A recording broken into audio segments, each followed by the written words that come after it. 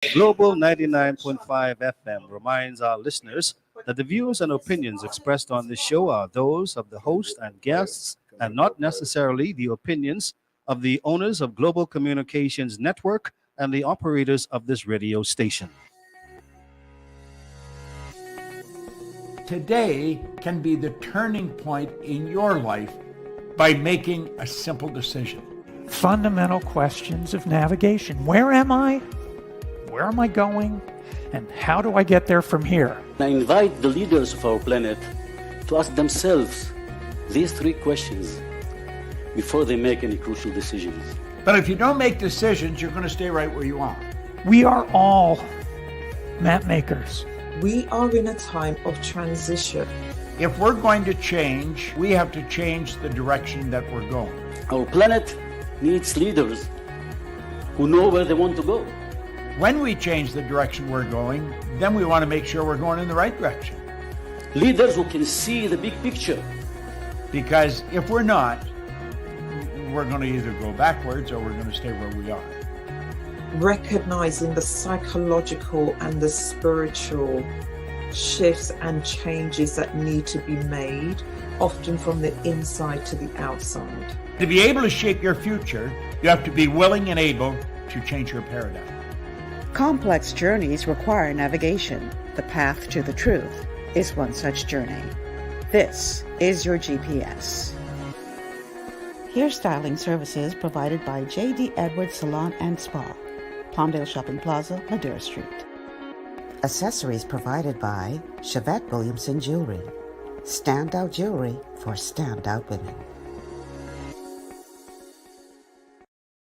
Global Paradigm Shift on Global 99.5 FM. I am your host, Michelle Malcolm. And as always, it's a pleasure to be in your company today. Thank you so much for tuning in and making GPS a part of your afternoon. If I sound a little extra chipper, it's because I feel safe. And that's because we have the newly appointed top brass of the Royal Bahamas Police Force here with us in studio today, and I am most honored. You know, before he was announced as the Commissioner of Police, I reached out to him, trying to get him to come on to talk about his portfolio at the time. And he gave me a little heads up. He said, you know, on July 5th, I'm going to be appointed as Commissioner of Police. I say, what? Okay, you got to come on my show after that. I thought I was going to be the first interview. And then I turn on Shanique Miller's show and I say, now, you see, there's a problem. But anyhow, I'm just glad he's here. So, so Jason, let's bring our new commissioner and his team up onto the screen. Commissioner Clayton Fernander, the newly appointed Commissioner of Police, just a couple of days ago was received his instruments, right? Received his instruments, and I lit traps. He said, I just could say it. The stone that the builders rejected is now the chief cornerstone. Thank you very much. But anyhow, so welcome to the show, Commissioner. Thank you very much. To God be the glory, great things He has done. Amen. Michelle, it's a pleasure to be here in your company with your team here this afternoon. I'm truly honored. I want to just introduce here with me this afternoon the newly promoted Deputy Commissioner, Mr. Lehman Delaware. Welcome to you, sir. All right. So I feel a little better now because he ain't just come by yourself. You bring the jacket, you make up for not coming on my show first. So I can let that one fly. Thank you.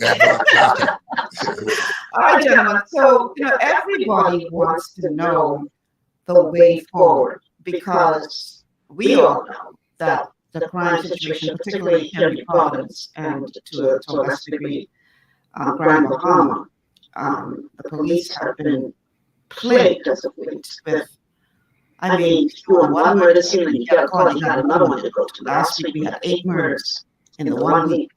And so, you know, we know that there's an uptick in murders and other violent crimes, more particularly here in Providence, and like I said, to a lesser degree, Grand Bahama, because the rest of the family islands, they drink like crazy Kool-Aid like the people here in Providence. Absolutely correct. But everybody wants to know, what is the plan going forward? How, you know, I saw you unveil some of it on Shanique's show last night, and I'd like you to explain to our audience what is the plan? What do we, I only got an hour, you only give me an hour, so I got to get as much as I can get in this hour. So what is the plan going forward?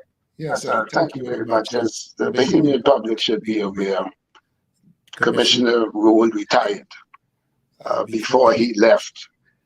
It is by law that the Commissioner of Police at the beginning of each year is responsible for producing a crime plan. Okay.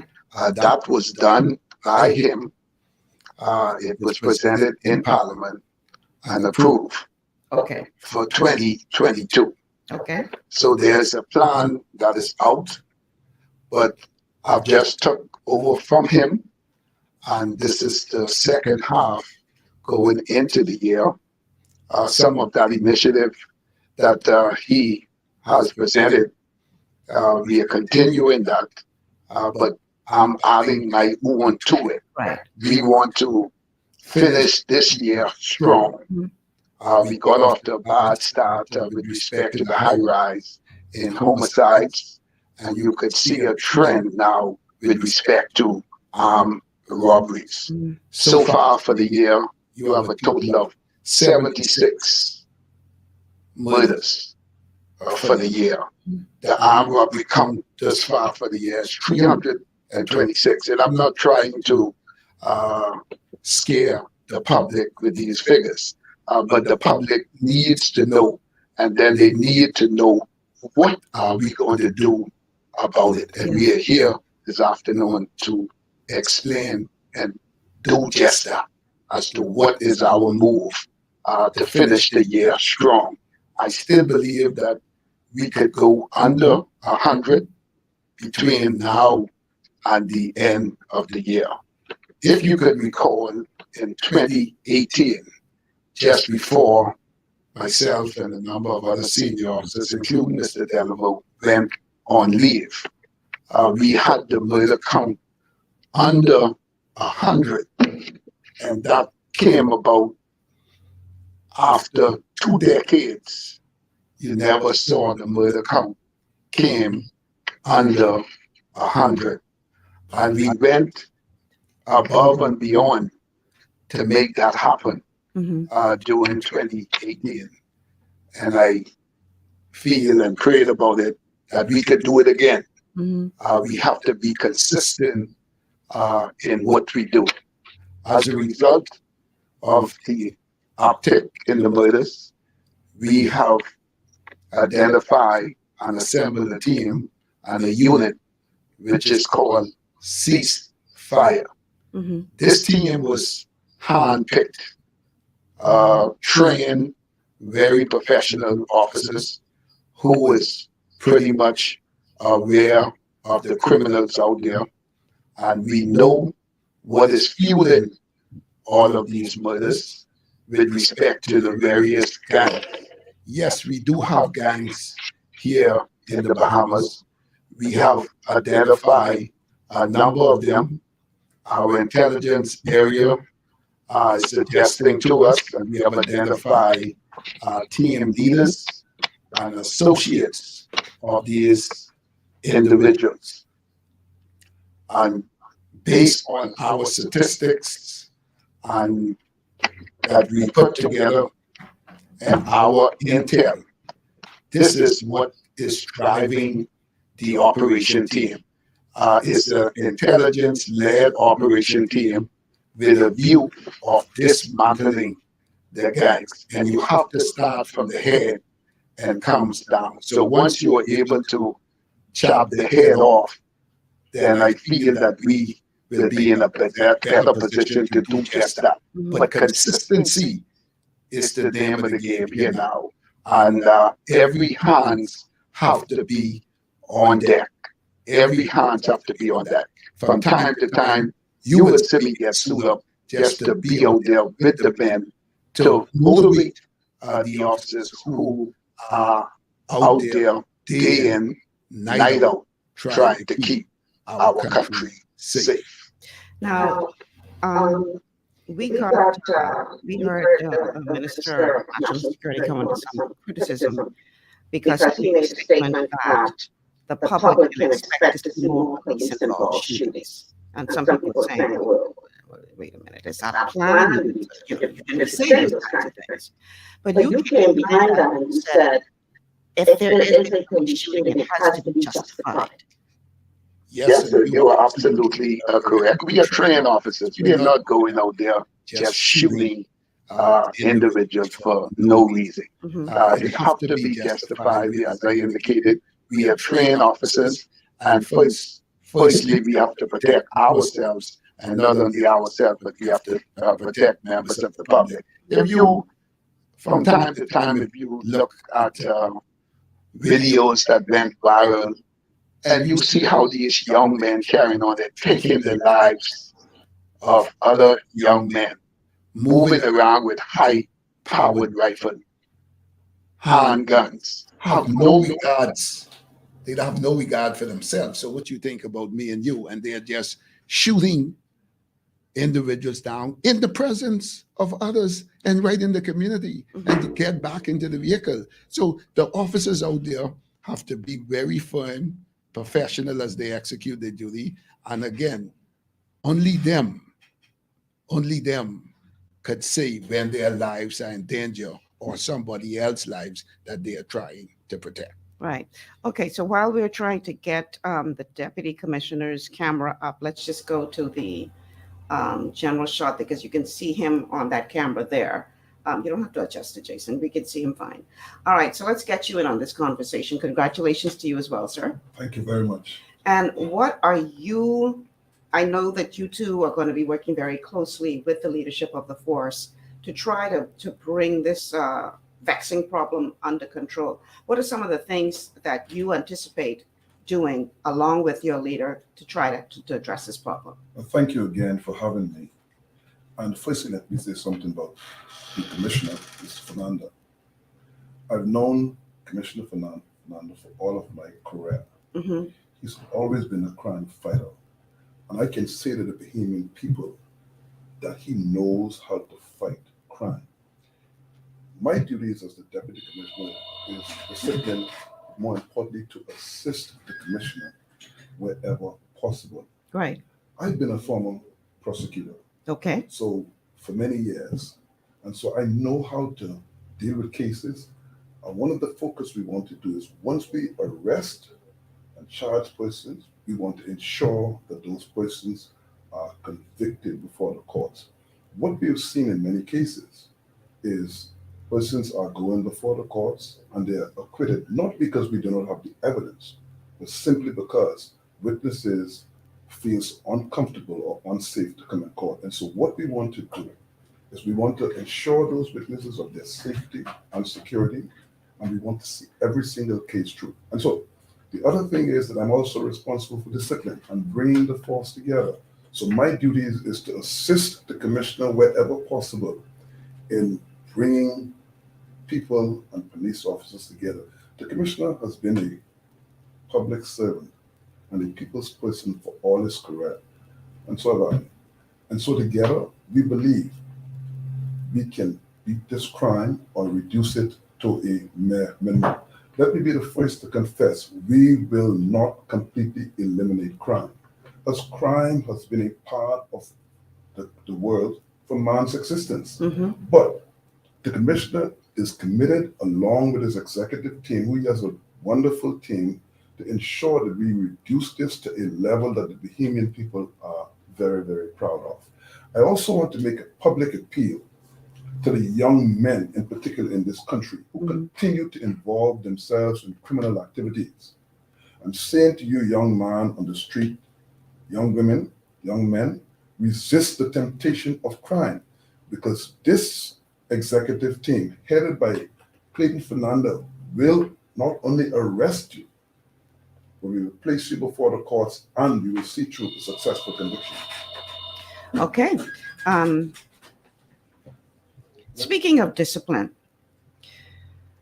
there are some who say that, is that a caller for the show before I ask this question? Okay, we have a caller on the line. Let's go to the phone lines and then,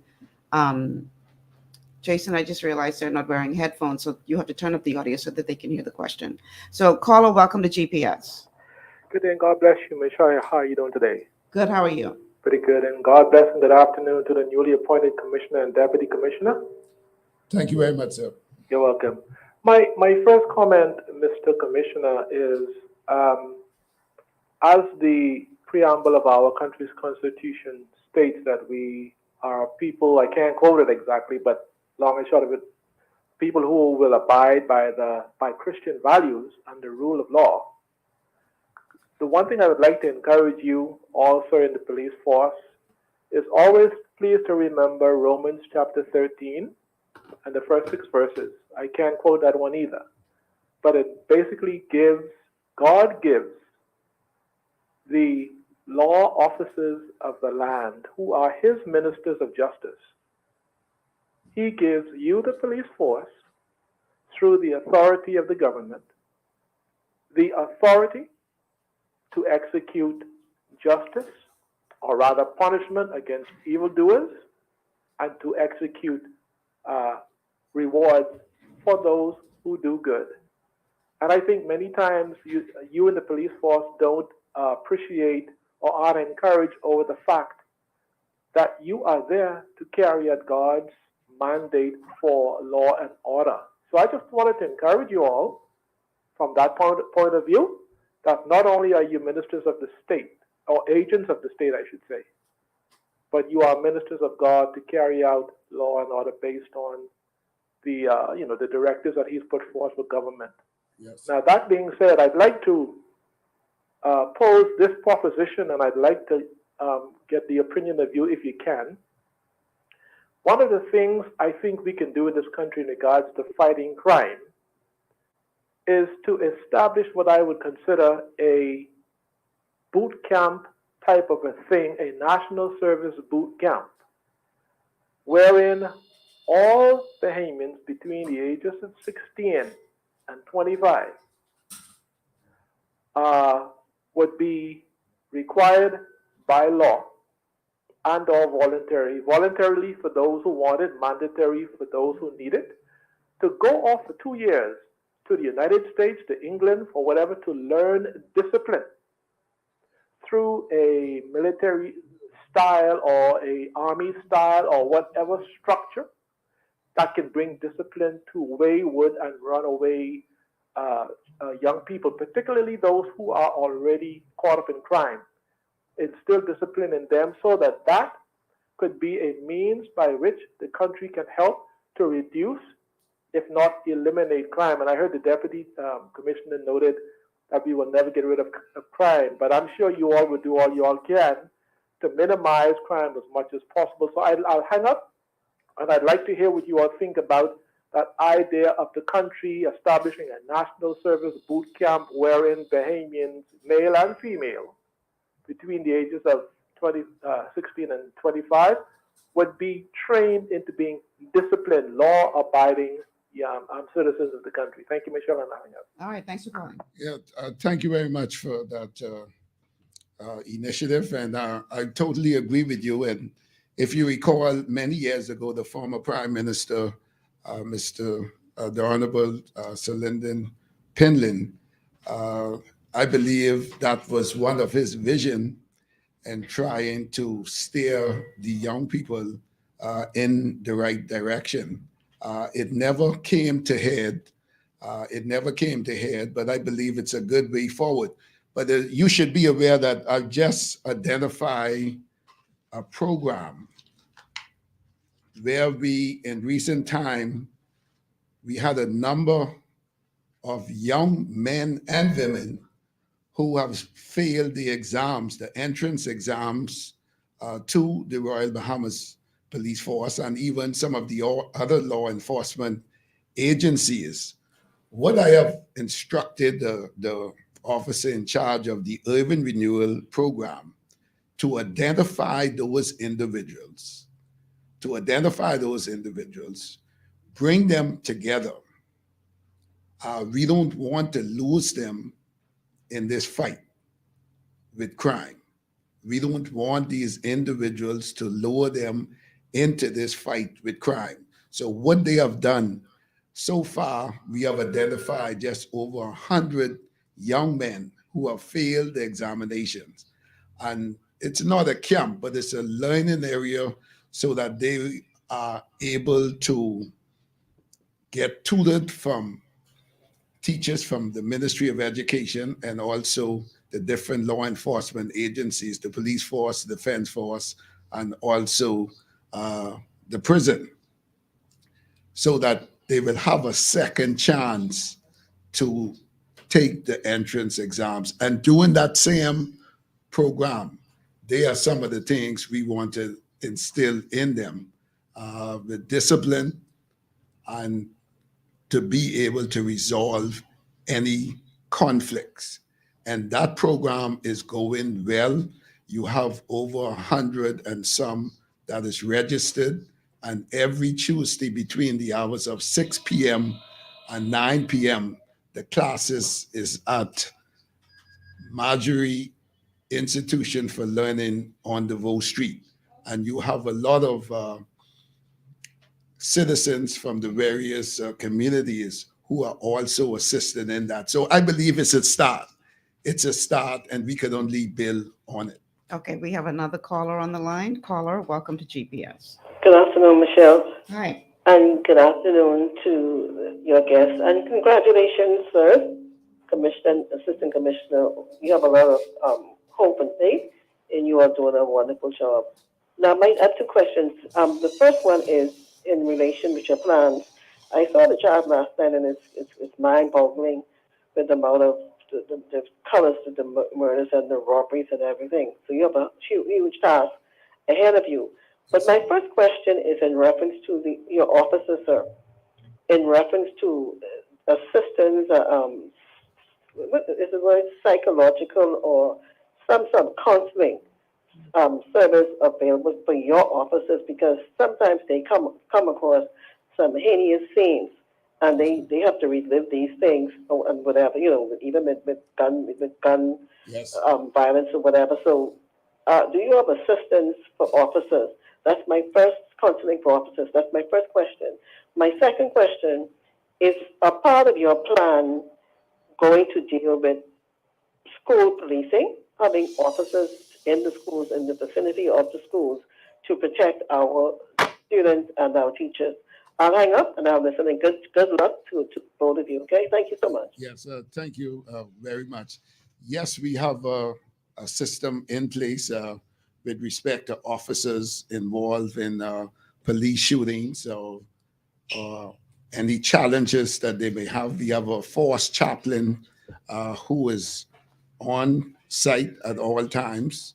And we have various doctors like Dr. Barrett and one or two others who assist in that regard. So we do look out for the welfare of our officers. And I know, and because I experienced it, I visited pretty much in my career in terms of murder scenes over 2,000 or so murders. I'm talking about leaving from one scene to the next. So I could appreciate what you were saying and the concerns that you have for our officers. So that is high on my agenda to continue to build on that. Yeah, I was just saying on my show the other day with regard to that, how as a young reporter back in the day when I was at ZNS, I was the one in a more senior position in the station who was pretty much assigned to cover all the murders overnight. Yes. And the amount of carnage. I was saying that the reason why police can deal with so much, because in essence you become desensitized. That's correct. That's the only way that you could That's correct. keep your humanity. That's correct. But the caller makes a very important point, because if that is not dealt with at some point, it's only so much. Yes, we could lose before some that of our bubbles up. officers. Yes, we could lose some of our So I'm happy to hear that. Now I have a question for you. I just wish the last question that she asked okay, go about ahead. school policing. Okay, You were right on cue with that school policing. Mhm. We intend to take that to another level. As we speak, I have 3 officers who is out of country. That's Chief Superintendent Charles Welhana and 2 young officers along with the Minister for Education. And they are attending a session as we speak with respect to school-based policing. And you will see a structure and a well put together unit that will deal with the school situation. One or two officers around the school, it cannot wait.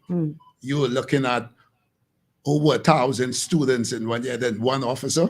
No, that can't not work right off the bat. Right. So we are now meeting, and between now and the reopening of school, we will have a plan and we will have a structure to deal with those school violence. Okay, the telephone numbers to call 326-0271, 326-0271, or 326-0272, 326-0272.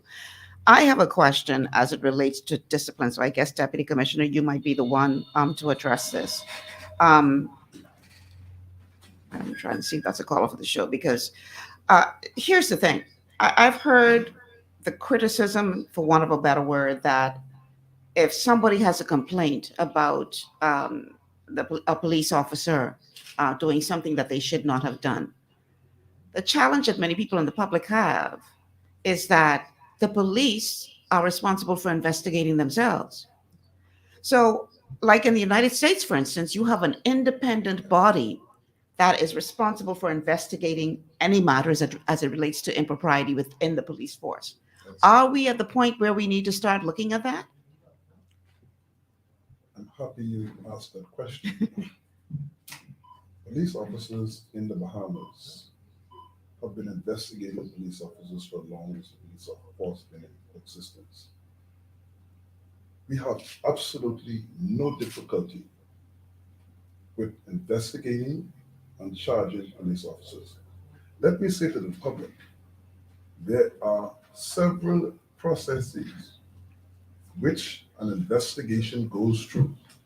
So it does not only stop at the Complaints and Corruption Unit, it also goes to the Chief Superintendent, Marlon Fulford, and his team that at the Complaints and Corruption Unit, who are doing an extremely good job. The second one, it goes to the Assistant Commissioner, who looks at the matter, and then the Deputy Commissioner. Let me also say to you, Michelle. Michelle. Let me also say to you, a number of police officers have been placed before the police tribunal where they were fined and punished. And in some cases, they were recommended for dismissal. In other cases, police officers went before the open courts. All of those matters were investigated by the Complaints and Corruption Unit or by other police officers, CID, or other police department. The police force is run properly, and the officers who work under the commissioner understands their role, and they must do whatever it takes. They're very impartial.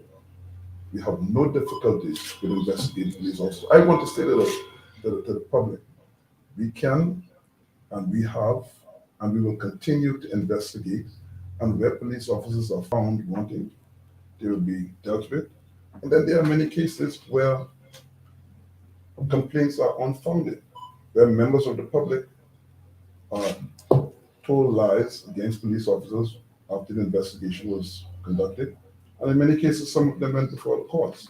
And so the police department is well able, under the capable leadership of Clayton Fernander, to investigate and prosecute where necessary, but also exonerate where necessary. I just want to add that if in recent time you have seen 3 officers was put before the court charged with murder. 3 of our officers, if in the print media just a week ago, the victim in that matter apparently just died as a result of the injuries, and the charge was upgraded to murder. So we don't have a problem once the matter is investigated properly, and if the evidence is there, then they're charged. I suspect those police body cams are going to maybe encourage the officers to really make sure that they are. Yes, that body cam protects not only the officer, but it protects the citizens as well, or whoever is making the complaint. Right. So the officer got to understand that, and we encourage that. And that is a bold move that we made to ensure transparency across the board. Yeah. All right. We're going to take a quick commercial break. On the other side, I want to talk about the relationship between the police and the community, because with every crime scene, we hear the same thing. If you saw anything, please let us know. We cannot do this alone. You obviously need the community to be a partner with the police in the fight against crime, but there is a lot of distrust. So I want to talk about how you're going to address that. We'll be back after these words from our sponsors. Stay with us. This is GPS.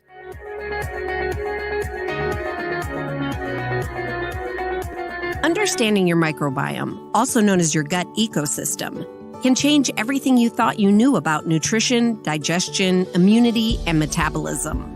Keeping your gut ecosystem healthy and balanced is essential. Ultimate Microbiome by Longevity was specifically formulated to optimize this ecosystem.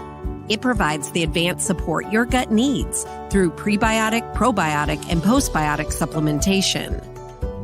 Our unique blend of probiotics includes Lactobacillus and Plantarum, healthy bacteria that can help prevent harmful bacteria from taking over your gut. Increasing your gut's population of beneficial bacteria creates a more balanced gut microbiome, which has been shown to aid in weight loss, skin health, sleep, mood, and may even help with seasonal allergies. Ultimate Microbiome also promotes the production of postbiotics. Postbiotics are key to help regulate your gastrointestinal health. To enhance digestion, Digizyme Multi-Enzyme Complex, a blend of 5 specific enzymes, has been added to Ultimate Microbiome. It can help break down food so your body can better absorb nutrients. Plus, we've added our proprietary I-26 Hyperimmune Egg Powder to aid in the elimination of disease-causing gut bacteria and help your body balance its immune response. Ultimate Microbiome, the scientific, proprietary, and holistic approach to gut health that helps optimize your body's entire gut ecosystem. To learn more, contact your Longevity associate. Welcome to Sunshine Auto, the hardest place on the planet for a rims, paint, and tires. We are your auto superstore for rims, Lexani, Azaras, Trueform, Western, Lux, Fuel, Tracklight, Tough, Rough Racing, Velocity, Mud, All-Terrain, and low-profile tires, cars, homes, and commercial window tinting. At Sunshine Auto, we put God first and customer is king. Glasses love. To stay healthy, it's crucial to make sure you get the nutrition you need every day. But it's difficult to get all your recommended vitamins and minerals from food alone. Even in the United States, 94% of people are deficient in at least one nutrient. Beyond Tangy Tangerine 2.0 by Longevity is a simple, convenient, and affordable way to help your body get the essential nutrients it needs. It's an advanced plant-driven multivitamin mineral complex that contains certified organic whole foods, trace minerals, and antioxidants. BTT 2.0 supports your body's natural defense system with a proprietary blend of energy-boosting and body-loving nutrients, plus prebiotics, probiotics, amino acids, and enzymes that support digestion. With an unusually high ORAC score of 8,000, you get even more antioxidants to help combat free radicals that can cause damage to your cells. But to get the most benefit and value from any multivitamin, your body must be able to break down the nutrients so you can fully absorb them. Otherwise, they'll just pass through your system without doing any good. Beyond Tangy Tangerine 2.0 was specially formulated with synergizing cofactors to ensure you get maximum nutrient absorption. Beyond Tangy Tangerine 2.0 is the easiest way to give your body the balance and complete daily vitamin mineral supplement it needs for optimal support of your overall health. To learn more, contact your Longevity associate. This portion of GPS is brought to you by Tiki Bikini Hut at Junkanoo Beach. Great food, cool tropical drinks, and family fun in the sun. Welcome back to GPS Global Paradigm Shift on Global 99.5 FM. Michelle Malcolm here with the top brass, y'all, of the Royal Bahamas Police Force. We've got the newly appointed Commissioner of Police and his deputy in the house. Gentlemen, welcome once again to the show. The telephone numbers to call, 326-0271, 326-0271, or 326-0272, 326-0272. And once again, our WhatsApp line is down, so do not send us a message there because we ain't going to get it. All right. So just call us today, or you can put a message up on our Facebook feed, and we're going to get to some of those. All right. So prior to the break, I asked about the relationship between the police and the community, because truth be told, the police can't do everything, y'all. They can't do everything. A big part of this fight against crime depends on us as members of the community to work along with our police to keep us all safe. But yet we have a certain degree of distrust. I just can put it out there. It is what it is.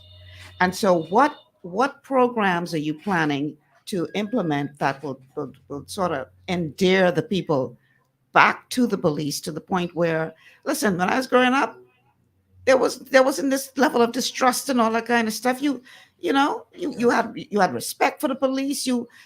Now so much has diminished as it relates to that relationship. So what are some of the things that you plan to do to get that back to where it ought to be? You're absolutely correct, Michelle, and that is high on my agenda. We cannot move without the members of the public. They are our ears and eye out there, and we have to continue to build that positive relationship, and we're going to do just that. I recall back in the day, we had the Ministry of Tourism, that there was a program going around to know your customers and how to treat your customers. We have a lot of complaints. People go to the various stations. They're not treated fairly. They are spoken to badly. And it just disgusts when I hear complaints like that. Mhm. So we are going to fix that. And you will hear certain members of the public, they will not go to any officer to give any information. I know. They will say, I'm not giving this information unless I see Mr. Fernander, nobody else, or Mr. Delaveau. And that is concerning. You should be in position to pull any officer over or reach out to any officer with any information And feel comfortable. that you have, and feel comfortable that it will never come back to you. So we are going to fix that. We're going to have a number of training. We have the community officers who are out there daily in the community. They are part of the community, and we are encouraging them to do just that with community leaders in that constituency or the communities in there. We have a couple of callers on the line. Caller, welcome to GPS. Yes, hello? Hi. Yes, good afternoon to you, Ms. Malcolm, and also to my former church member, Clayton. This is Stirrup, Anthony Stirrup. Congratulations to you, sir. Thank you very much, sir. You know, I would like to, Clayton, the commissioner, in your address, you mentioned that you would like to see stiffer penalties being handed out for persons who are in possession of illegal firearms. I, for one, and a number of calls have been calling, and we know that it is not your job as the commissioner, that you cannot pass these laws, and it's up to the minister responsible. And over the years, we have not seen one minister present any legislation that will enact stiffer penalties for persons who are caught with illegal firearms. There were several cases, and number one, recently where some guys were coming, bringing a whole cache of ammunition through Bimini. And I don't know what sentence was handed down to them. Another case, Mr. Paul Thompson cited, was on RYQ, where a guy was just given like a little slap on the wrist. And why isn't it that we are not seeing stiffer penalties being handed out? Why is it that these people who are the elected persons who are supposed to be passing laws for the betterment of our country are not bringing in legislation to? We know that, according to you all, that because our borders are so porous, that we cannot police everything, but we can make the penalty so punitive, or somebody who's caught with a gun, 20 years or something, to send a strong message out there that, listen, if you are caught with an illegal firearm, that you will be punished to the fullest extent of the law. No, you're not going to stop everybody, but one or two or whatever it is. And once we see these things are being carried out, irrespective of who these persons are, once we have concrete evidence that it was in your possession, then let the law take its course. That's the only way that we're going to have some form of justice. And some people say, oh, that may be harsh. But I understand that if you go to Singapore, Malaysia, or some other Asian countries, that there's a sign at the airport. If you are found trafficking in drugs, you will be hanged. And they are serious. But we are not serious. It seems like we're not serious about this gun issue. Everybody and their brother got a gun. How is that? Okay, we cannot find out where these guns are coming from. Let's let the commissioner respond. Thank you so much for calling. Yeah, thank you very much, Paula, and I totally agree with you. And I've spoken to my minister on that, and he is on board with that recommendation. And I suspect in the short order, you will see something on the table. When you look at even right in our region, if you're caught with an illegal weapon, it's 20 years right off the top. If you use in the commission of an offense, it's even more. So it has to be deterrent. All of our serious crime, the armed robberies, the murders, is the use of firearms. There are too many firearms on our streets. As I indicated, that we now have a stand-alone firearms unit. The existing one was at CID, and it take away from them because the focus was not there. There are so many different divisions is attached to CID. So it takes away from the focus with respect to targeting the prolific firearms traffickers. So I have made a decision that we will move that unit to police headquarters. It will be a stand-alone, just how the drug unit just deal with drugs. This is the firearms unit. That is a stand-alone unit, which will be headed by Chief Superintendent Anton Rami.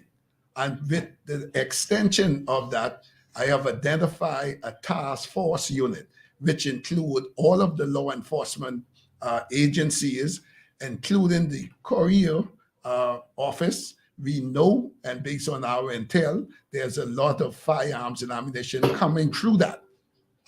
So we have already met, and we have identified 2 officers from each of those agencies who will be in our command center for this task force, which we will focus on our borders and all of our entry points on sea and by air, all of the family islands. So we are in that process now of putting it together with the assistance of our international partners, ATF. So you're going to see, and we are moving quickly with this. No talks, no long talks. We are moving quickly with this so that we can clog up all avenues and throw the net over those individuals, not only here in the Bahamas, but from the U.S. side, who is contributing to sending these weapons into our country. I know that I've heard officers from time to time lament about the fact that you do your job as far as getting the criminals off the street.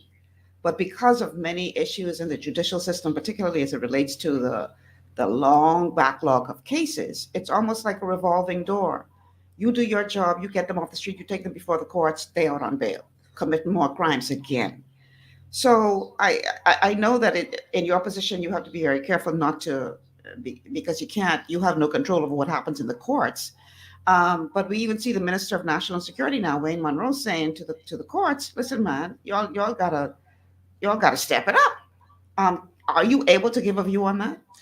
Well, I'm behind my minister, and I would say that I'm behind my minister, but I will stay in my lane. But it's a deterrent when you move swiftly. We are saying that firearms possession is a problem and is being used in the commission of these murders, killing our young men. If you are found with a weapon, we have the capacity to put our files together. We have 4 trained ballistic officers in our lab who are able to quickly examine a firearm once taken off the street and an individual is arrested. Within that same day, they could give a report to say that this firearm is capable of causing a death. And there's only the arresting officer. Why we can't, if he's arrested today, the file is completed today, why within the week that matter can't be completed? Right. If he's lucky to get off in court, then that's fine. But right. Let's move ahead with the case swiftly. One possession over 2 years, adjournments. Why we can't operate on the Saturday with courts if we are referring to backlogs? You know, but I will stay in my lane. But we are saying that firearms is a problem, and we are just tapping these individuals on the wrist, and that give them more ammunition to go out there to do foolishness. But we will continue to do our job and go after them. I have a question from a member from our Facebook viewers. They say, where can the public send ideas on programs and policies that can help our police solve crime issues? I'm preparing now a site for that. Website, that way you could pass information, and trust me, it will be held with the greatest of confidence. And if I have to reach you to follow up on the ideas that you give, and I welcome any ideas that could assist with that. And I will be moving in, and I'm encouraging the commanders for the different areas to engage the community with town meetings and get suggestions from them that could assist in this fight. As I indicated, we cannot do it alone. That's for sure. What about recruitment efforts? What is the plan going forward to recruit the brightest and the best to become a part of, because, you know, law enforcement crime nowadays, crime nowadays, we just watch the shows on TV where we see them, you know, using all these, you know, scientific methods to you mentioned forensics a moment ago. It has become very much involved with science. It's not just a matter of the old way of policing now, but there's so many more tools that are available.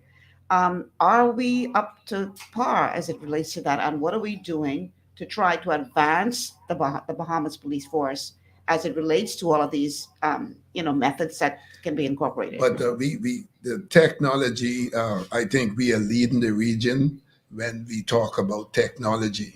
We have the body camera one. We have the shot spotter. We have the CCTV. And then we have a lab man that can match anywhere in the world. The officers in there are well qualified and experienced, headed by Chief Superintendent Thompson, Earl Thompson. We are only waiting on now for approval for government now to identify a DNA lab. All the experience is right there. We don't have to go nowhere. Even some countries right within the region, they still reach out to us to analyze some of their evidence with sex matters, right, or even drug matters. We are still accommodating our brothers and sisters within the region. So we are well in advance, and I believe, and not believe, but I know that we are leading the region when it comes to technology. We have plenty talent within our Royal Bahamas Police Force. We have a caller on the line. Caller, welcome to GPS. Hello, caller. You need to turn down whatever you're listening to us on because we're getting feedback. Caller, are you there? Yes, I'm here. Oh, we're Madam listening. Malcolm. Hi. Yes, good day to you. Great show. I'm enjoying it. Thank you. I want to congratulate Mr. Commissioner Fernander and Mr. Delaveau, Deputy Commissioner. Thank you. Who have sacrificed themselves in this fight of crime in the Bahamas.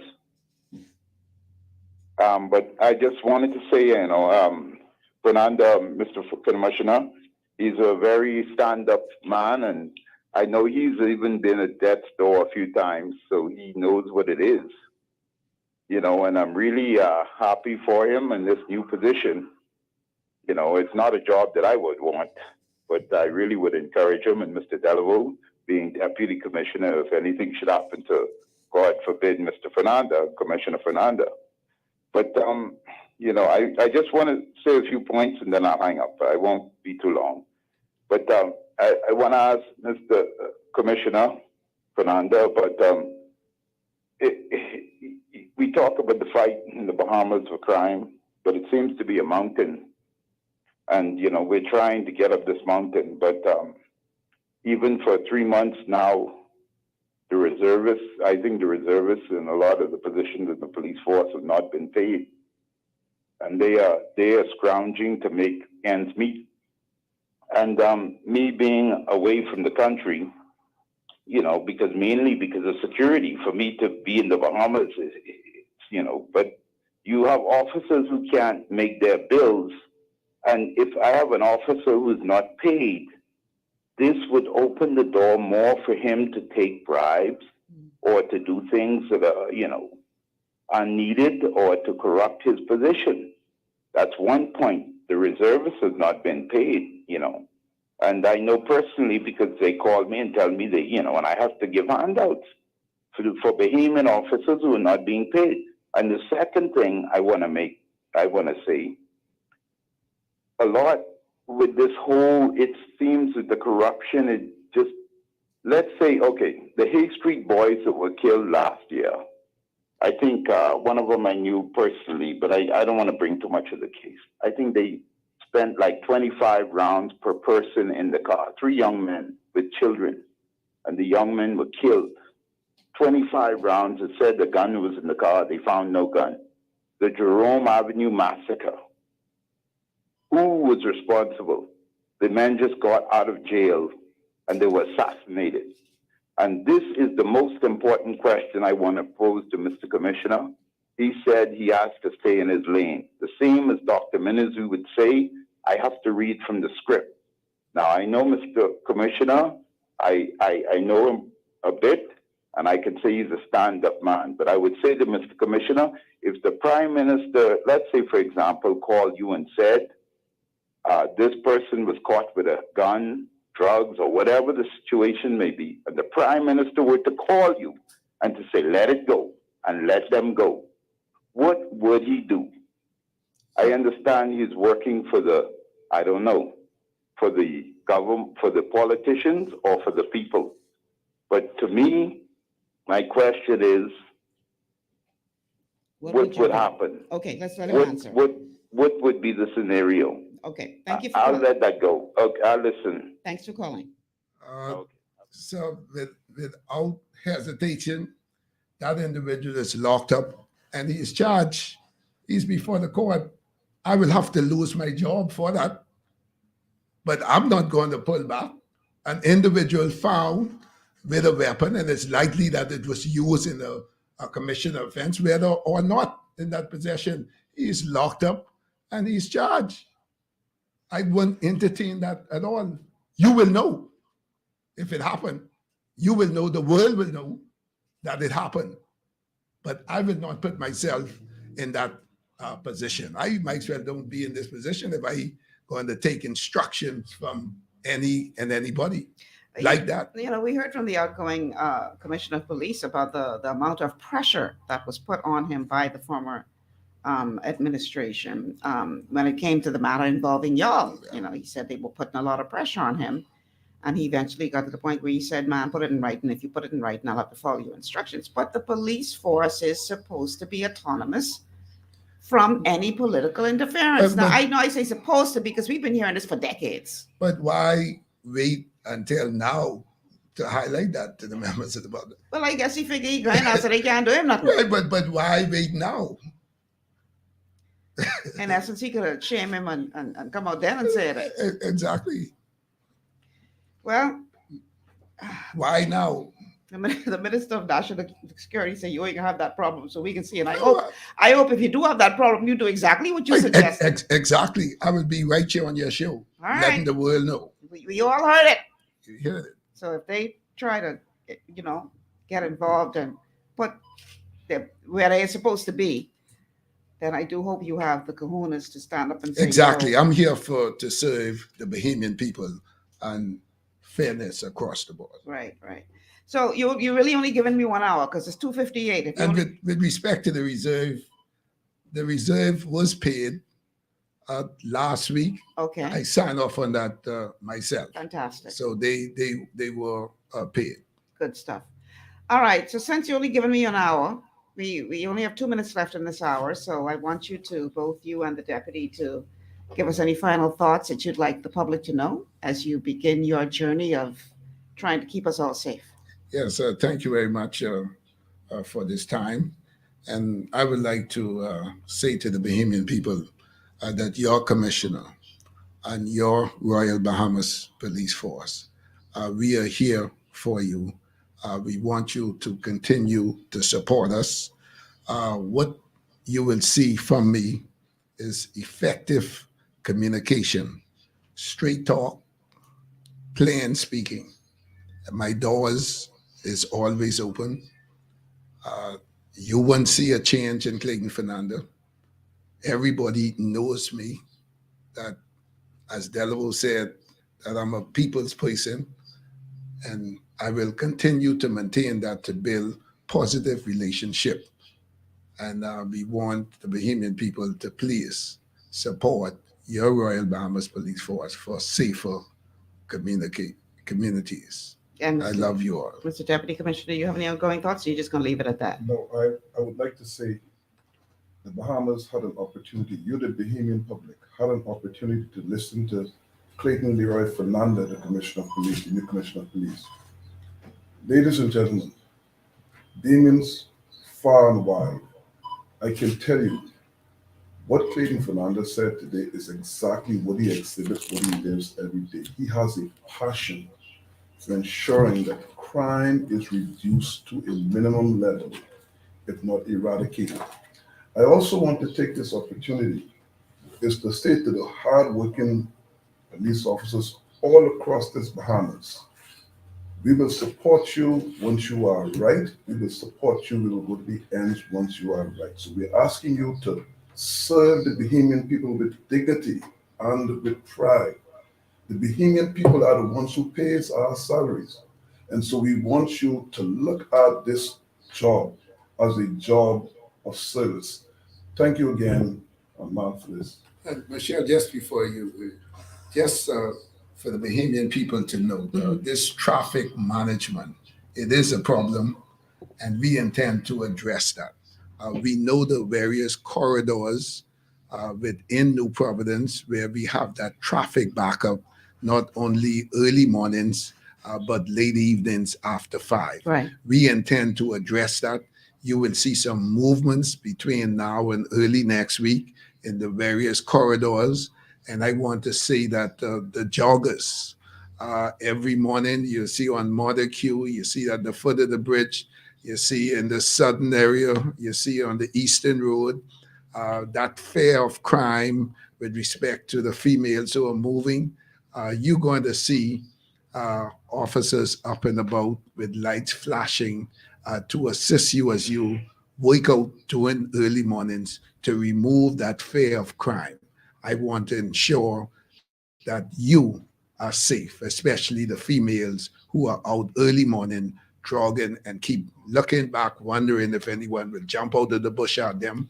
And we want to be there for them. Well, speaking of which, Commissioner, I don't know what happened, but it seems under your predecessor, there were a lot of those types of crimes that the media had to find out about it for the general public to know. And I just thought that was such a disservice because as a woman, I need to know if there's some kind of maniac on the loose attacking women in my area so I could be even more careful. So I'm hoping that under your leadership, we will have a better line of communication as it relates to informing the public of what is really going on. Well, you would see that we are structuring our press layers area, our press office, and that is now headed by Chief Superintendent Skippins, Chrislyn Skippins. Okay. And we're going to structure that structure that properly in terms of getting the information out in a timely manner. And you was up and about journalists and moving and communicating on various scenes. Sometimes you're wondering, who should I call? And you're trying to find out, but we're going to structure this properly so that anybody from the media area who looking for information should know where to call and know who to reach out. So we will have a professional, structured press release to get information like that on a timely manner to be so that the citizens could be aware of their surrounding or any trends that we identify with respect to armed robberies or vehicles being stolen, Sexual to be assault, sent that kind of thing. PSA out there so that the Bahamian people will know. Timely update to the members of the public. Sounds good to me. Gentlemen, thank you so much for being a part of the show today. I really, because I know you have plenty on your table right now. So I really appreciate this time so much. And listen, man, we all need you and want you to succeed. We want you to succeed. And my hope is that the majority of our people will understand the importance of having a good relationship with our police force. Because let me tell y'all think it bad now. Imagine if they wasn't there. I just want you to think about that. Imagine if they weren't there. So we got to work with them to help them to succeed because they're protecting all of us. All right, that's going to do it for that segment. When we come back, we're going to switch gears because if you haven't heard us yet, Boris Yeltsin, not Boris Yeltsin, what am I name? Boris Johnson, the Prime Minister of Great Britain, has stepped down as leader of his party and is now going to have to step down as Prime Minister over something that, I wonder if we had the same standard here in the Bahamas, whether or not we'd have a quorum in the House. I want to talk about that accountability and what that would look like in the Bahamas. So we're going to talk about that in our second half. Stay with us. This is GPS. Your body's immune system is under constant pressure from things like stress, lack of exercise, and toxins in the environment. It's crucial to be proactive and support your immune system with the nutrients it needs to function effectively. But it's often hard to get these nutrients from food alone. Introducing fast-acting Zinc Plus Immune Support by Longevity.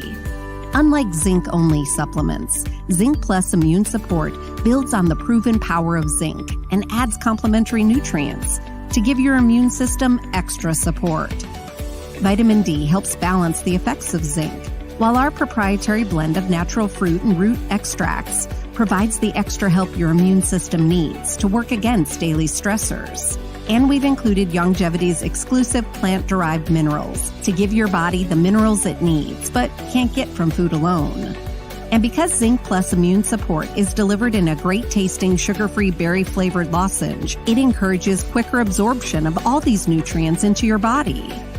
Zinc Plus Immune Support. Zinc plus the extra support your body needs to promote a healthy immune system. To learn more, contact your Longevity associate.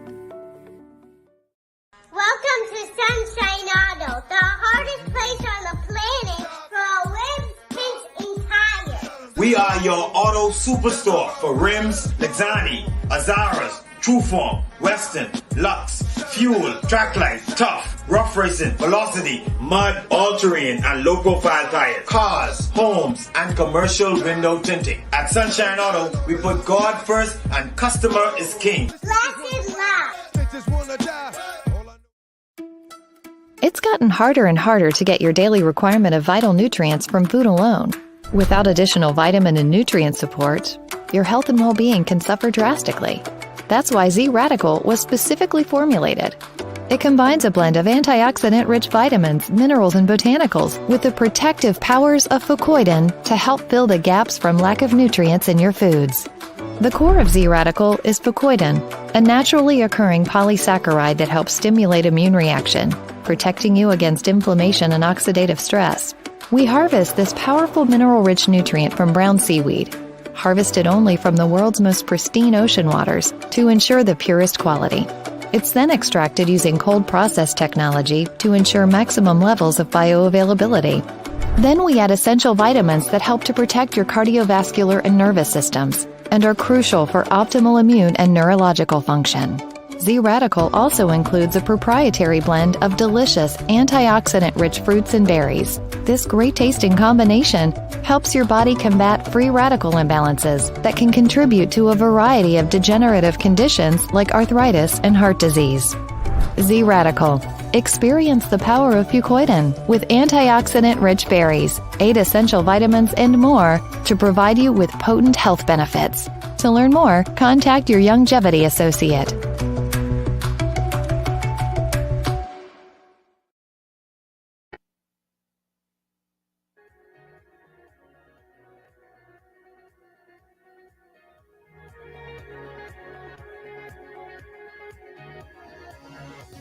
Welcome back to GPS, Global Paradigm Shift on Global 99.5 FM. Michelle Malcolm in your company.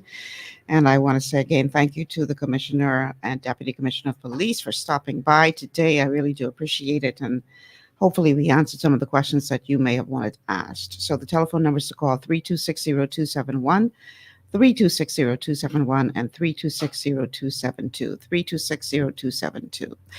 All right, so across the pond in the UK, the Prime Minister, Boris Johnson, after much pressure being applied to him, has had to step down as the leader of his party. And based on their system, he will remain as interim Prime Minister until a new leader is chosen, and then he's going to bow out gracefully. This all happened because apparently he appointed a gentleman to a position, and the gentleman has little sexual impropriety problems. And when that became public, the question to him was, how long have you known about this? And he apparently lied about how long he knew that this man had this problem. And then it came out that he was lying. And then he was trying to hold on, but his cabinet ministers started resigning left, right, and center. 50 of his inner circle resigned before he decided to do the right thing and step down as leader of his party, which will ultimately mean he will step down as Prime Minister of the UK. Now, here was the statement that he issued today to announce that he, in fact, has made the decision to step down. So I want to say to the millions of people who voted for us in 2019, many of them voting Conservative for the first time, thank you for that incredible mandate, the biggest Conservative majority since 1987, the biggest share of the vote since 1979. And the reason I have fought so hard in the last few days to continue to deliver that mandate in person was not just because I wanted to do so, but because I felt it was my job, my duty, my obligation to you to continue to do what we promised in 2019. And of course, I'm immensely proud of the achievements of this government, from getting Brexit done to settling our relations with the continent for over half a century, reclaiming the power for this country to make its own laws in Parliament, getting us all through the pandemic, delivering the fastest vaccine rollout in Europe, the fastest exit from lockdown, and in the last few months, leading the West in standing up to Putin's aggression in Ukraine. And let me say now to the people of Ukraine that I know that we in the UK will continue to back your fight for freedom for as long as it takes. And at the same time, in this country, we've been pushing forward a vast programme of investment in infrastructure and skills and technology, the biggest in a century, because if I have one insight into human beings, it is that genius and talent and enthusiasm and imagination are evenly distributed throughout the population, but opportunity is not. And that's why we must keep levelling up, keep unleashing the potential of every part of the United Kingdom.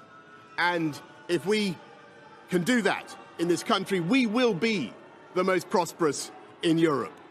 And in the last few days, I've tried to persuade my colleagues that it would be eccentric to change governments when we're delivering so much and when we have such a vast mandate and when we're actually only a handful of points behind in the polls, even in mid-term after quite a few months of pretty relentless sledging, and when the economic scene is so difficult domestically and internationally. And I regret not to have been successful in those arguments, and of course it's painful not to be able to see through so many ideas and projects myself.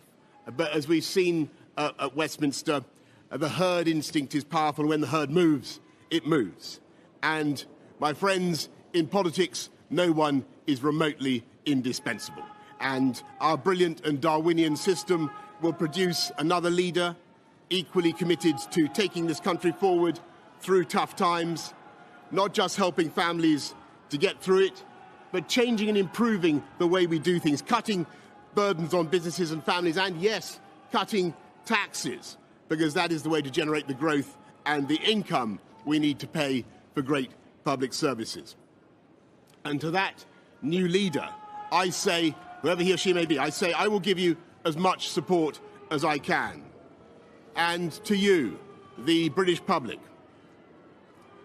I know that there will be many people who are relieved, and perhaps quite a few who will also be disappointed. And I want you to know how sad I am to be giving up the best job in the world. But them's the breaks. I want to thank Carrie and our children and all the members of my family who've had to put up with so much for so long. I want to thank the peerless British Civil Service for all the help and support that you have given our police, our emergency services, and of course our fantastic NHS, who at critical moment helped to extend my own period in office, as well as our armed services and our agencies that are so admired around the world, and our indefatigable Conservative Party members and supporters, whose selfless campaigning makes our democracy possible. I want to thank the wonderful staff here at Chequers, here at Number 10, and of course at Chequers, and our fantastic prop force detectives, the one group, by the way, who never leak. Above all, I want to thank you, the British public, for the immense privilege that you have given me. And I want you to know that from now on until the new Prime Minister is in place, your interests will be served and the government of the country will be carried on. No one is indispensable. That's what Mr. Johnson said. No one is indispensable. Siobhan says, although I'm not British, I think he should have been fired some time ago, especially from the lockdown secret parties. And we have another comment coming in from Star, who says the Westminster is falling. And Siobhan says, my hope one day our failed leaders have the dignity to do likewise, but these leaders here are power drunk. See, that's the thing. And that, here's the thing. If we held our leadership to the same standards as what we see here, and he didn't just go away quietly. It took 50 of his inner circle to step down for him to decide to do the right thing. That power is sweet. That's sweet, right? But if we were to hold our leaders to the same standard here in the Bahamas, you think we'll have a quorum left in the House of Assembly? You think we'll have sufficient people left in the House of Assembly to do business? Because I'm not talking about any one particular party, because we have seen scandal after scandal after scandal on both sides of the political divide. Let's not get it twisted. There have been opportunities in the past on both sides of the political divide for the leader at that time to call for persons' resignations, and they didn't. And now we hear in the House of Assembly this week, is that a call? Now we hear in the House of Assembly this week where the former, I should say, Prime Minister is saying that the current Prime Minister should ask one of his team to step down based on an alleged incident involving a police officer. And I am wondering whether or not this man has convenient amnesia. But before we go there, let's take this call. Caller, welcome to GPS. Caller? Caller, are you there? Turn down your radio or whatever you're listening to us on, please. Turn down your radio, please. Hello? Go ahead. We can hear you. If you can hear me, I can't hear you at all. We can hear you. Go ahead. Okay, something is clearly wrong there. So you need to work that out. Caller, if you, one more time, we can hear you. Go ahead and speak. All right. I don't know what's going on there. All right. So, Menace says that JoBeth Colby should step down because of these allegations involving an alleged incident between her and a police officer. Let me just go ahead and play that clip for you, then we can talk about it. As far as I'm aware, my inquiries told me whatever he's now promoting to be an investigation was never an investigation. I understand there was some, what I call, for my purposes, for the execution of my duties, nothing more than an interior inquiry to determine whether was any truth or otherwise before they moved to investigate. Prime Minister Davis revealing this much after being pressed by former Prime Minister Dr. Hubert Minnis, who is calling for the Elizabeth MP JoBeth Colby Davis to step down from her position. Mr. Deputy, I am only referring back to a similar situation with a different scenario in 2015 when the member for Cat Island was then the Deputy Prime Minister. And a similar event occurred, not exactly, with a minister at that time, and an investigation by the police was launched. The then Prime Minister of the country, Perry Christie, asked the minister, since an investigation is going on into his portfolio, he should step down and retain the other portfolio. He subsequently gave up one of his parliamentary portfolio, we maintained the other component of the portfolio, and the exact words by the Prime Minister at that time, Perry Christie, was, and I quote, "It is the proper and right thing to do." In 2015, it was the proper thing, but in 2022, it is not. His claims frowned upon by veteran politician Alfred Sayers, who requested for the former Prime Minister to withdraw his statement. Strike it from the record. You're making an allegation, and you do not have a right to make an allegation of criminal wrongdoing. I have a right to inquire into what the public has seen. You made an allegation. I'm not drawing anything. Thank you very much, Mr. Deputy. I have a right. Can I officially ask you, are you going to withdraw? And I can officially say no. Thank you. The incident occurred on May 21st and was denied by Colby Davis. It was alleged that she struck an officer, resulting in him receiving injuries to his leg. Later, a statement from the Police Staff Association further revealed that the officer involved hired a lawyer. And just 1 week ago, former Police Commissioner Paul Rowe telling Eyewitness News that police are now investigating the incident. Despite this ongoing investigation, Prime Minister Philip Davis says nothing has materialized. I was privy to a social media photograph of what's supposed to be the incident. It appeared to me that a police was moving another police and perhaps chastising him, from what I saw on this video. So there's and I think that's all in public domain.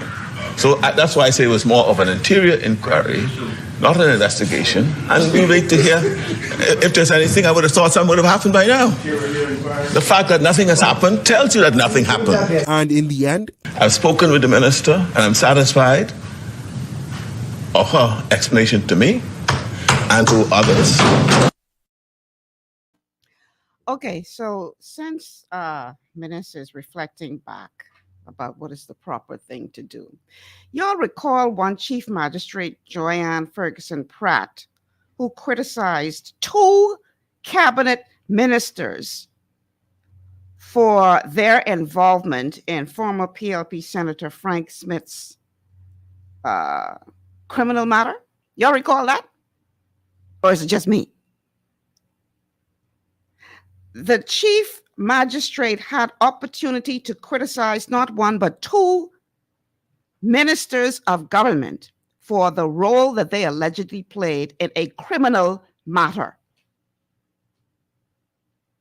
And I don't recall minutes at that time considering it the right thing to do for them to resign after being chastised by the Chief Justice. But now he's sitting up here, the epitome of hypocrisy, talking about who should resign to do the right thing. We have a caller on the line. Caller, welcome to GPS. Good day, Lady Malcolm. You're doing a good job of keeping that theme under the bonnet today. Listen, he only that. You remember Mr. Bennett lied to the world and House of Assembly? That Brent Fernander didn't know nothing about the town of Maldives. But it wasn't the right thing to do for him to step down then, though. Exactly. And he ain't going to go that far. What about the member of Parliament for Long Island? What we having all this controversy with that? I come into that in a minute. I just feel it. He said, let's go to the past. I dealing with the past first. Are you serious? You can bring it up from Boba, but listen, I really pause today, Lady Malcolm, to commend the commissioner and his deputy. I really feel those men. I passed through several commissioners before in the past, but I ain't feeling them like how I feel in these two, Mr. Fernander and his deputy. Mm-hmm. I wish them well. I know they're going to do well. And he is a stand-up behemoth. He's a real behemoth. So I'd like to take this opportunity to thank him and his commissioner, his new sheriffs in town. Thank you, Ms. Malcolm. Thanks so much for calling. I'm sure if they're still listening, they would have heard your kind words. So getting back to this topic at hand now. Yeah, it wasn't the right thing when the chief magistrate criticized two of your sitting cabinet members for their role they played in a criminal matter. That wasn't the right thing for them to step down. Was it the right thing after Dwayne Sands was asked to step down over the whole controversy about letting the plane come in, so the people could have buried a dog in exchange for swabs? And then, so he stepped down, and then it's revealed that, well, somebody, as many of us had been saying, he couldn't have authorized that plane to land on his own. So it was revealed that the then Minister of Aviation had knowledge, D'Aguilar, and he arrogantly said, "I ain't going nowhere." So was it the right thing for him to step down? And then we have the case like the caller just brought up of Oban, where all y'all sat around and watched this man sign a signature that was not his own, which could be accounted as fraud, an attempt to defraud the Bahamian people. And at no time was it right for any of y'all to step down. The level of hypocrisy is astounding. See, because y'all think that we got amnesia like y'all seem to have. And I am in no way defending Colby Davis and whatever her situation is. I'm just talking about the hypocrisy that we see going on here. We have a caller on the line. Caller, welcome to GPS. Bishop, hi. I know you always transforming, but I heard you tell someone on one of your shows that your birthday was on the 16th. Yes. I want to know if you can let your faithful listeners know your age so we can try with a couple of dollars. Is that possible? I didn't know. I said my age on the show that day. You want me to say my age so you can go buy a number? Yeah. So if you win, I can get anything from that? Half.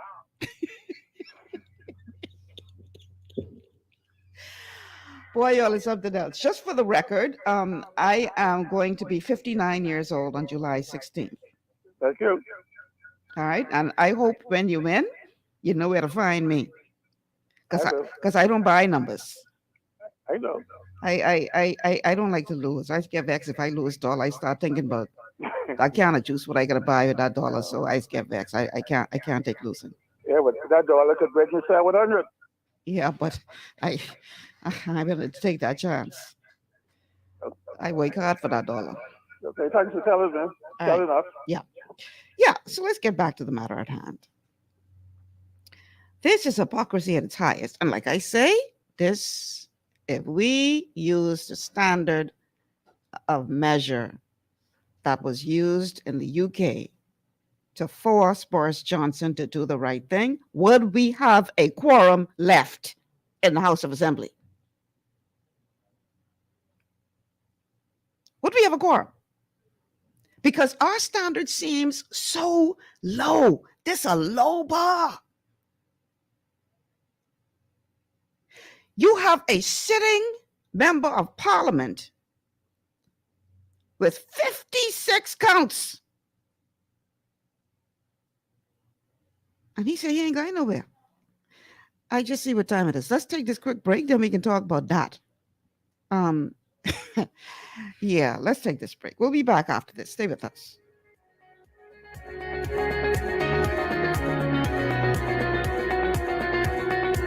Understanding your microbiome, also known as your gut ecosystem, can change everything you thought you knew about nutrition, digestion, immunity, and metabolism. Keeping your gut ecosystem healthy and balanced is essential. Ultimate Microbiome by Longevity was specifically formulated to optimize this ecosystem. It provides the advanced support your gut needs through prebiotic, probiotic, and postbiotic supplementation. Our unique blend of probiotics includes Lactobacillus and Plantarum, healthy bacteria that can help prevent harmful bacteria from taking over your gut. Increasing your gut's population of beneficial bacteria creates a more balanced gut microbiome, which has been shown to aid in weight loss, skin health, sleep, mood, and may even help with seasonal allergies. Ultimate Microbiome also promotes the production of postbiotics. Postbiotics are key to help regulate your gastrointestinal health. To enhance digestion, Digizyme Multi-Enzyme Complex, a blend of 5 specific enzymes, has been added to Ultimate Microbiome. It can help break down food so your body can better absorb nutrients. Plus, we've added our proprietary I-26 hyperimmune egg powder to aid in the elimination of disease-causing gut bacteria and help your body balance its immune response. Ultimate Microbiome, the scientific, proprietary, and holistic approach to gut health that helps optimize your body's entire gut ecosystem. To learn more, contact your Longevity associate. Welcome to Sunshine Auto, the hardest place on the planet for rims, paints, and tires. We are your auto superstore for rims, Lexani, Azaras, Trueform, Western, Lux, Fuel, Tracklight, Tough, Rough Racing, Velocity, Mud, All-Terrain, and low-profile tires. Cars, homes, and commercial window tinting. At Sunshine Auto, we put God first and customer is king. Less is love. To stay healthy, it's crucial to make sure you get the nutrition you need every day. But it's difficult to get all your recommended vitamins and minerals from food alone. Even in the United States, 94% of people are deficient in at least one nutrient. Beyond Tangy Tangerine 2.0 by Longevity is a simple, convenient, and affordable way to help your body get the essential nutrients it needs. It's an advanced plant-driven multivitamin mineral complex that contains certified organic whole foods, trace minerals, and antioxidants. BTT 2.0 supports your body's natural defense system with a proprietary blend of energy-boosting and body-loving nutrients, plus prebiotics, probiotics, amino acids, and enzymes that support digestion. With an unusually high ORAC score of 8,000, you get even more antioxidants to help combat free radicals that can cause damage to your cells. But to get the most benefit and value from any multivitamin, your body must be able to break down the nutrients so you can fully absorb them. Otherwise, they'll just pass through your system without doing any good. Beyond Tangy Tangerine 2.0 was specially formulated with synergizing cofactors to ensure you get maximum nutrient absorption. Beyond Tangy Tangerine 2.0 is the easiest way to give your body the balance and complete daily vitamin, mineral supplement it needs for optimal support of your overall health. To learn more, contact your Longevity associate. This portion of GPS is brought to you by Tiki Bikini Hut at Junkanoo Beach. Great food, cool tropical drinks, and family fun in the sun. Welcome back to GPS, Global Paradigm Shift on Global 99.5 FM. Michelle Malcolm in your company. We're talking about the resignation of Boris Johnson and the implications as it relates to politicians in our country and whether or not our bar is just entirely too low. The bar of accountability. So let me read a couple of your comments. Siobhan says, these ones think they are demigods, especially the recent leader of the competent authority. Al says, the British are creating an impossible standard that few PMs will be able to live up to, already 3 PMs in 6 years. And Robert is asking the question, when are we going to start using standards? Wow. That's a serious question, because I guess, Robert, what you're suggesting is our problem is our standards too low. Our problem seems to be we don't have no standards at all. And you may be onto something with that way of thinking, because honestly, how is it that we could see what is the right thing to do when is the opposing side, but when it's on our side, then we turn a blind eye to that. I want to play a clip. Somebody sent this to me. I hope the person who's recording it doesn't have a problem with me playing it, but I figure she put it in a public space because she wanted people to hear it. But this is a commentary on this whole situation as it relates to the Adrian Gibson case and the Free National Movement's response to their support of him at this time. Good morning, Bahamas. It is Thursday, July 7th, 2022, and I am thanking God for life and for a voice.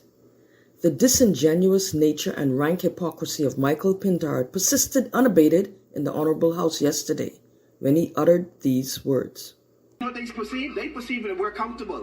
What they see on Facebook and Instagram is us flossing, profiling. We in first class and we live in large. Eat your heart out. This me now. What they see is us living a life of privilege.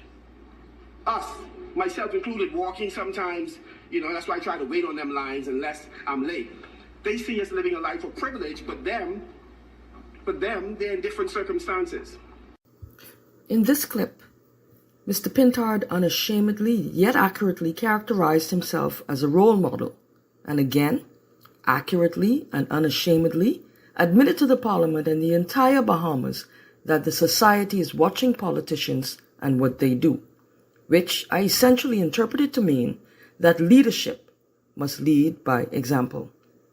Well, needless to say, a Shonda Rhimes production could not accurately depict the twisted irony of this statement, because while Michael Pintard pontificated on ethics, morality, and doing the right thing, he, at this hour, still is among the crows, as he allows a sitting MP to remain in his caucus while on bail for numerous crimes, undoubtedly a privilege that no average citizen of this Commonwealth would ever be afforded. So I ask myself, did it occur to Michael Pintard as he uttered those words that it is not lost on Joe Public that had they been in the same situation as Adrian Gibson, that their lot would be different? Has it occurred to Michael that young people who are currently on bail wearing an uncomfortable ankle bracelet are aware that Adrian is not suffering the same indignity?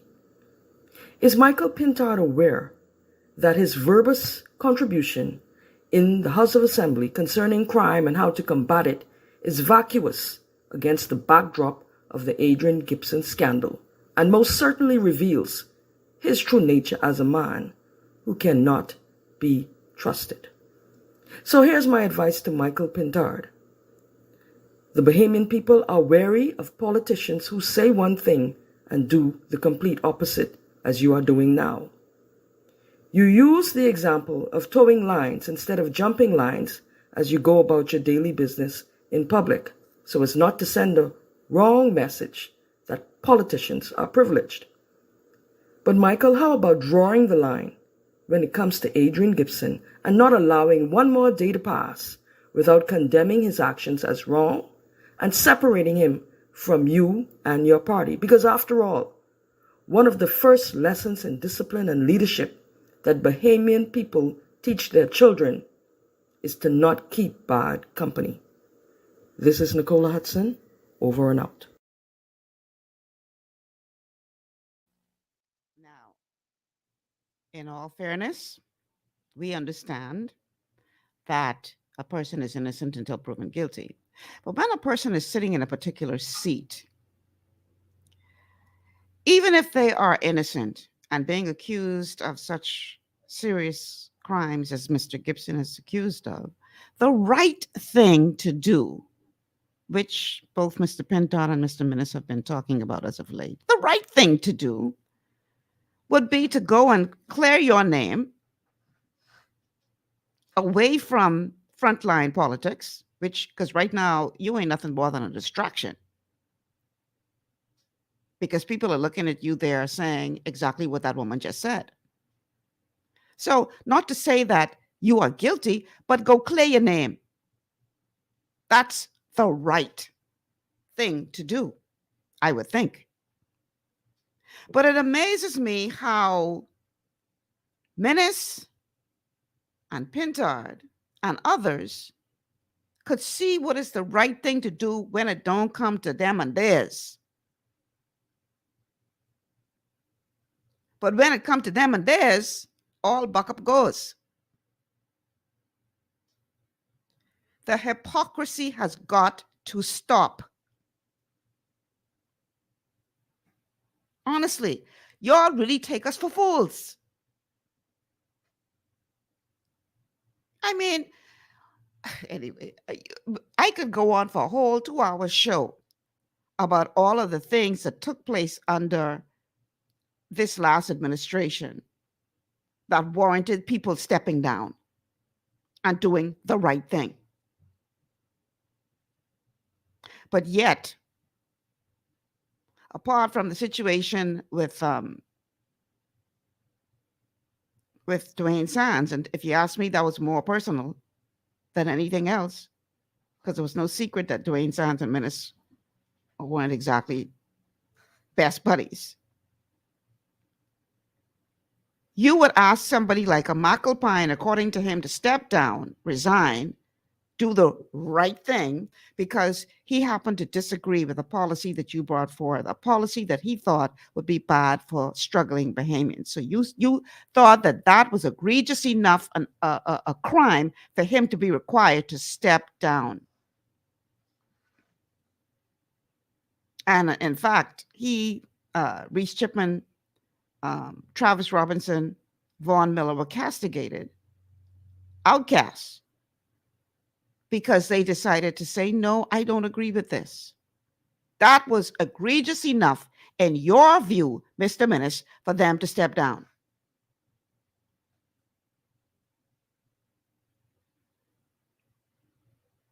But now we mum. Now that a man is actually facing these serious charges, we say we stand by our man. Somebody help me to make this make sense. What am I missing? Because clearly it's something what I'm missing here. And I need y'all to explain it to me, please, because, maybe I'm a little slow.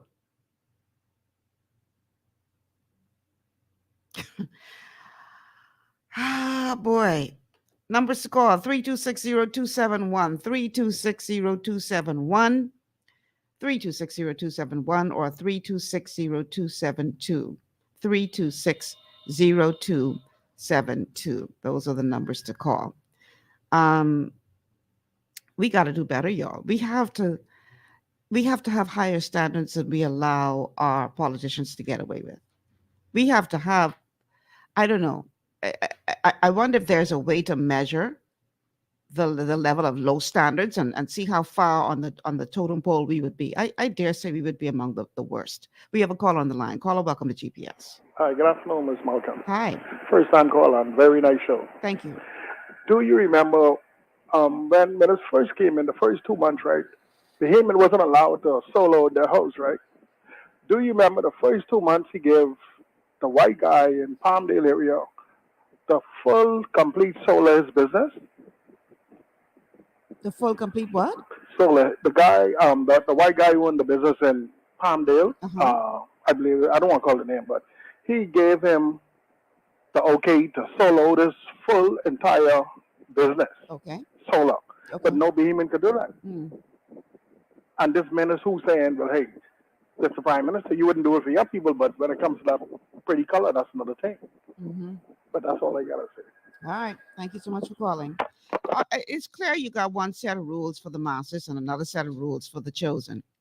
You know, while the rest of us was locked down, some family members was having big time wedding and thing. They got permission to do that because they're the chosen. They are the chosen. And what good for the goose is not good for the gander. Y'all are not the chosen.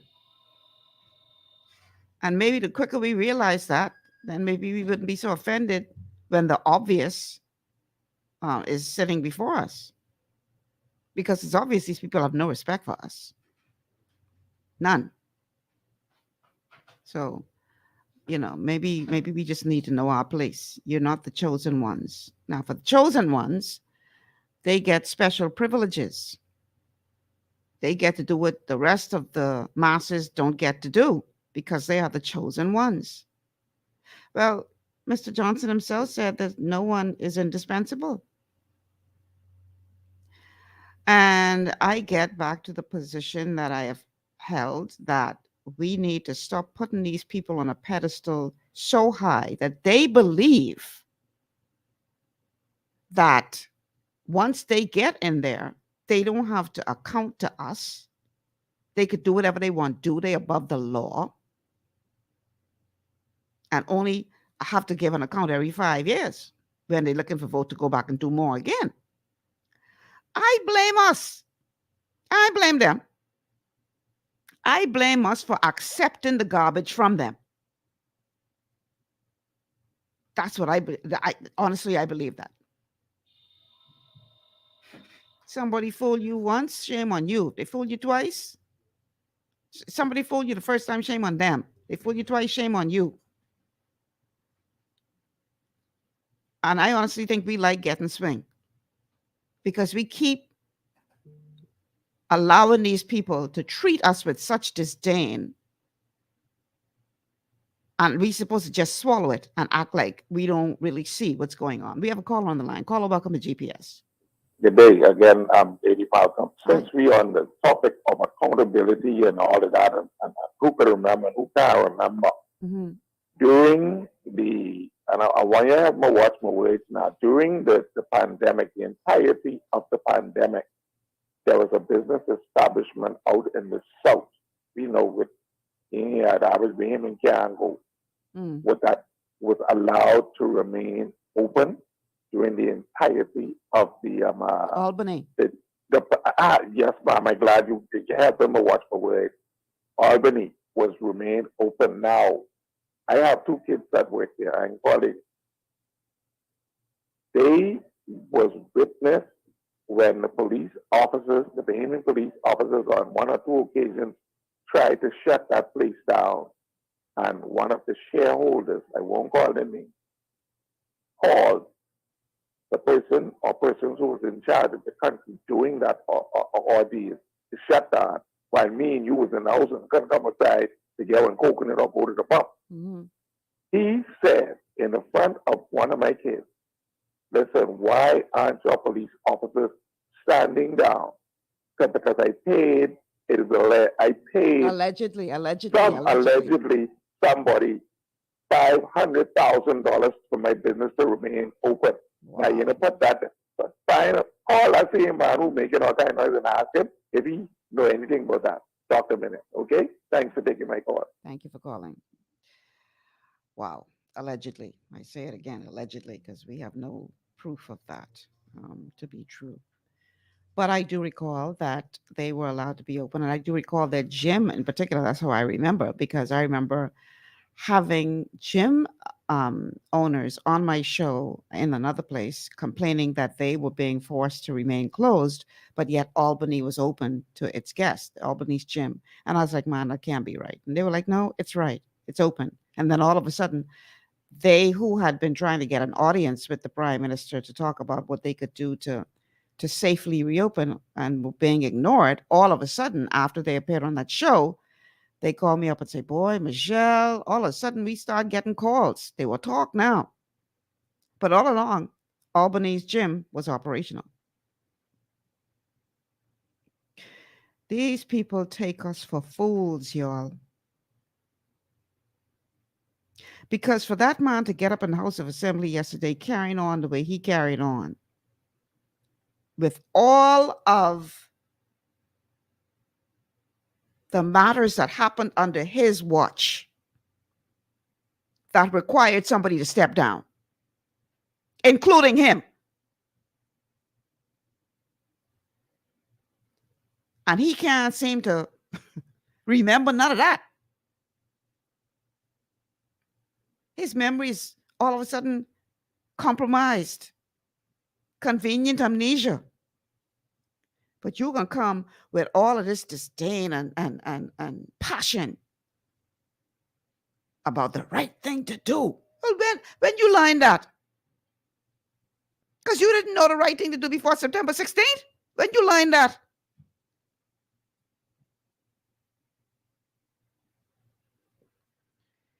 Anyhow, the telephone numbers to call. Telephone numbers to call. We only got about 11 minutes left, y'all. 3260271. 3260271. 3260272. 3260272. If we held our politicians to the same standard that required Boris Johnson to step down, would we have a quorum left? That's a question I want y'all to ponder. Would we have sufficient people left in the House of Assembly to be able to legally continue with the meeting? Because for those of you who don't know what quorum means, if you have a body like a House of Assembly, you have to have a minimum amount of people in order to be able to conduct the business of that house. That's called a quorum.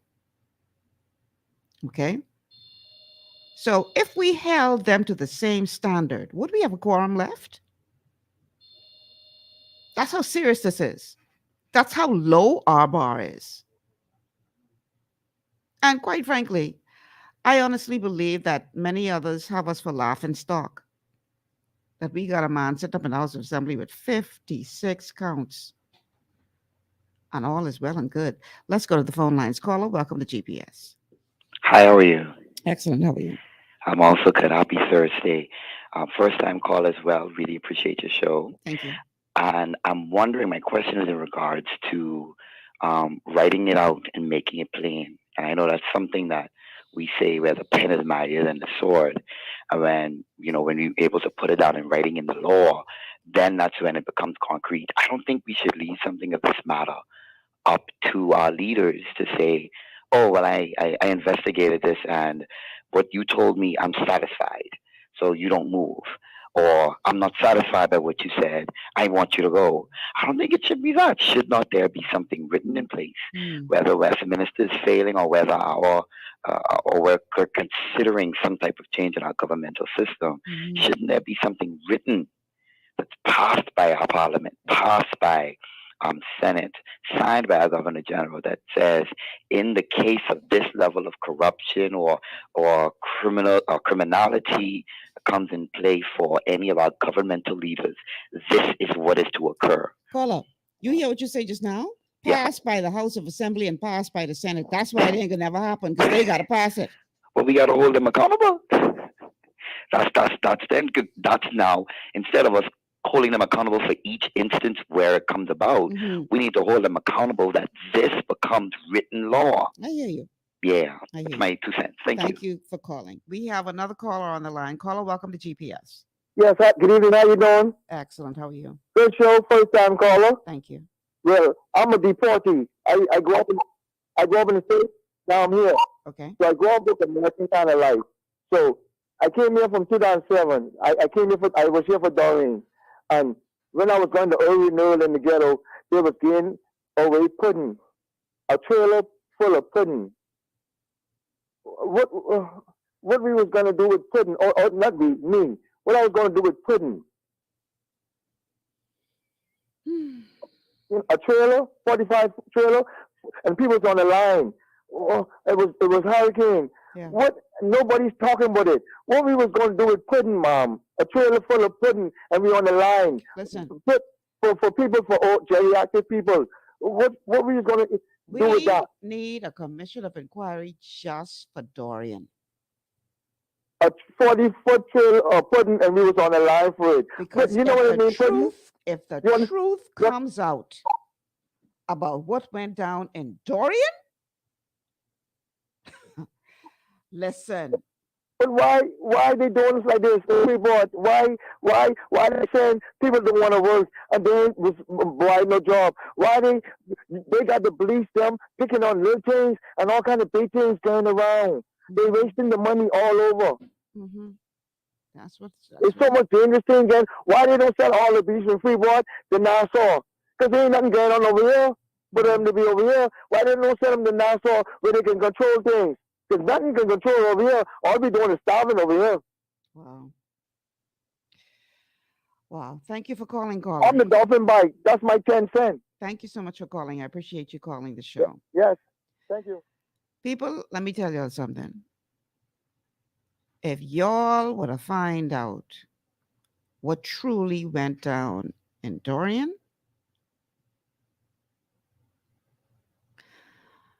you talking about doing the right thing. Some people need to go to jail for the lies and corruption that took place during Dorian. It is frightening to hear what really took place in Dorian, especially in Abaco. They were lying to us left, right, and center. And if the truth ever comes out about Dorian, some people may have to leave this country because jail wouldn't be good enough for them. But again, do we even have standards?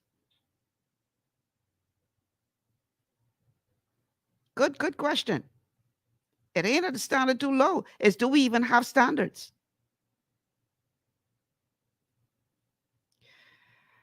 Got time for one more call. 3260271, 3260271, or 3260272 are the numbers to call. 3260272. You know, guys, tomorrow is Friday, so tomorrow will be an open line show. And it will be only a couple of days before Independence, so I wouldn't mind. I mean, we can talk about whatever you guys want to talk about tomorrow, but I think we should spend a couple of minutes talking about what it truly means to be independent as well, because that will be the final show before Independence, which is on Sunday. And then I believe it's being recognized on Monday, the holiday. Yeah. So the show will be off until next week, Tuesday, after we break tomorrow. And so, you know, prepare to talk a little bit about independence tomorrow, guys, during the open line show. Of course, again, that's not the only thing we'll talk about.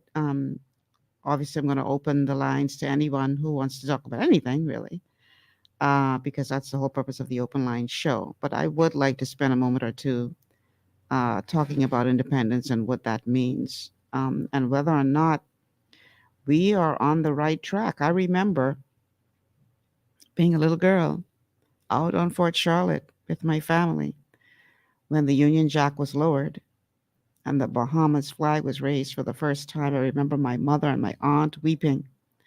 And as a girl, I didn't understand what was going on. I really didn't. But now, 49 years later, is this what the Bahamas was supposed to look like in the minds of those who were at the helm when this nation was born? At the minds of those who crafted our Constitution? Is this what they had in mind? Or have we lost our way? Have we veered from the path? Have we lost sight of what is true north for the nation of the Bahamas? Those are some of the things I want to talk about tomorrow. These are some serious times we're living in. And I think we need to really consider where we are and where we're going, to make sure that this Bahamas is truly progressing forward, upward, onward together. Let's read a couple of your comments. Farillian says we have a gangsterism system. That's why they don't go to jail. And Lavon says, I feel shame for Menace every time he opens his mouth. Well, I'm glad you feel shame because he ain't feeling no shame. Not him.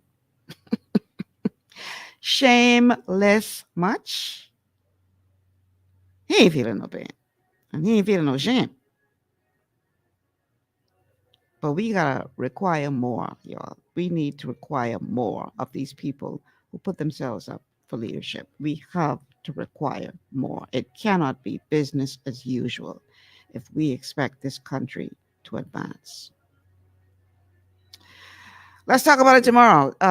My time is gone. Music playing, so that's my cue to get off the air. So, Michelle Malcolm, thanks again to the newly appointed Commissioner and Deputy Commissioner of Police who are on with us for the first half of the show. And thank you guys for helping me to talk about this whole question of accountability during the second half. I'll see you guys tomorrow for our TGIF Open Line show. I'm Michelle Malcolm.